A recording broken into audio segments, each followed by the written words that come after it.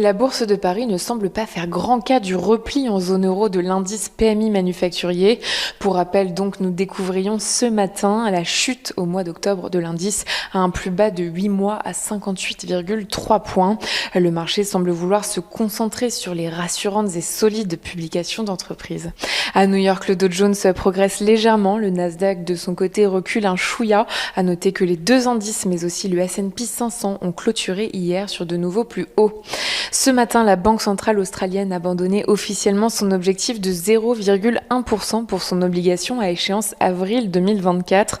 La Banque centrale maintient cependant son principal taux directeur inchangé. Elle précise aussi qu'un resserrement de sa politique est envisageable pour 2023, un scénario qui ne devait initialement pas se produire avant 2024.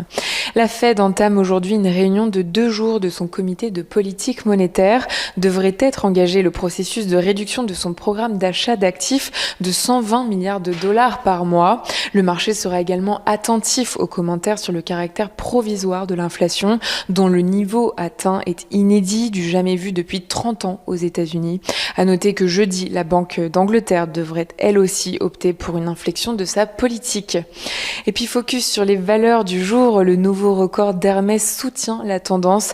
Et si l'or Luxottica, Pernod Ricard et Dassault Systèmes atteignent eux aussi des sommets, plus forte baisse du CAC, ArcelorMittal recule dans le sillage des contrats futurs sur le minerai de fer. Ils sont repassés sous la barre des $100 la tonne, freinés par la baisse de la production en Chine et les signes de ralentissement de l'économie du pays. Même sort pour Eramet, lui aussi impacté par la baisse des cours des métaux de base. Aux États-Unis, Pfizer est en nette progression grâce à ses ventes de vaccins contre le coronavirus. Le groupe relève ses prévisions pour 2021. Tesla chute, conséquence d'un tweet d'Elon Musk. Quant à une commande Hertz, le patron de Tesla a rappelé que son entreprise n'avait pas encore signé de contrat avec le loueur.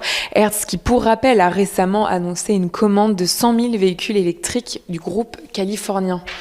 Demain, entre la décision de la Fed, l'enquête ADP sur l'emploi privé américain et les publications de résultats d'entreprise, la séance sera dense.